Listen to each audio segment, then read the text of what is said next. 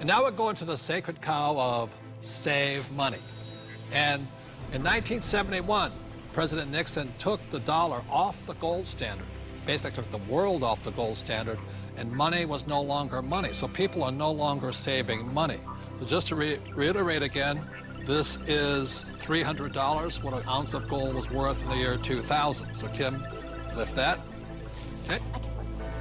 All right, and so this here is 1 ounce of gold in the year 2010, and it's now $1,100. And this is why people are working so hard. I can do it. I can do it. Yes, I can do it.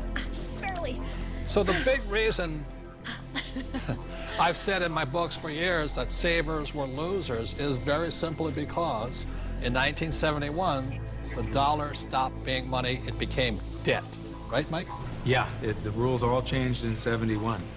Before then, somebody, when they became working age, they could expect to put away 10% a year, and by the time they got into their 60s, they could retire on their savings account and expect to live off that interest.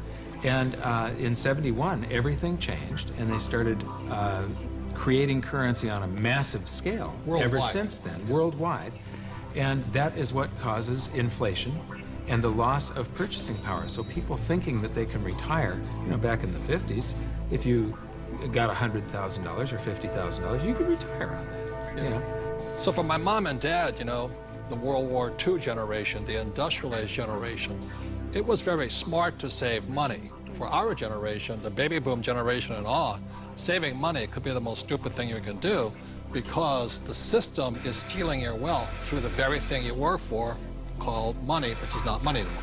Right. Real money is actually gold and silver. Money has to maintain its value over long periods of time.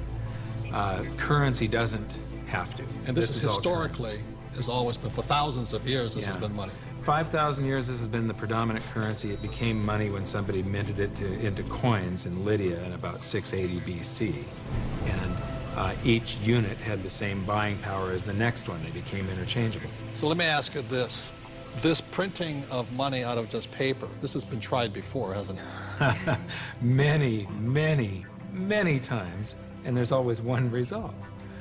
You get far, far higher prices of everything, but especially real money. When they start creating a whole lot of currency, eventually, gold and silver lie in wait. And then when the public senses this inflation of retail prices that is caused by inflation of the quantity of currency in circulation, they rush back toward gold and silver, and they have for 5,000 years. So name some governments that have attempted to print money. The Weimar Republic. I don't know what I just did with that $100 trillion bill. He's got a Zimbabwe. The Zimbabwe, yeah. Look at this one. This is the most recent, a $100 trillion note. You know, this is the largest note ever printed, 100 trillion. And this was printed in 2000. Yeah, but when Zimbabwe was created as a country, when it went from Rhodesia to Zimbabwe, they were, the Zimbabwean dollar was on parity with the US dollar.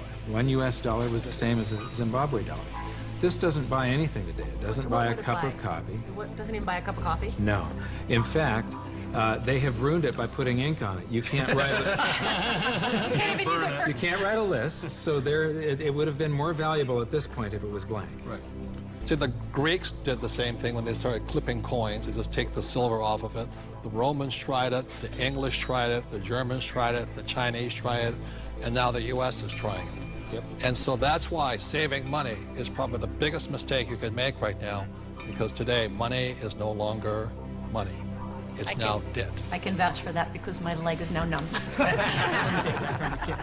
So all currencies throughout the world are in trouble, the same way this Zimbabwe dollar is in trouble. And that's the problem with saving money.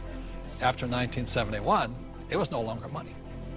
More than 70% of all the currency on the planet is US dollars. If the US dollar goes, the world goes with it. I'm preparing by getting fully diversified. I buy both gold and silver.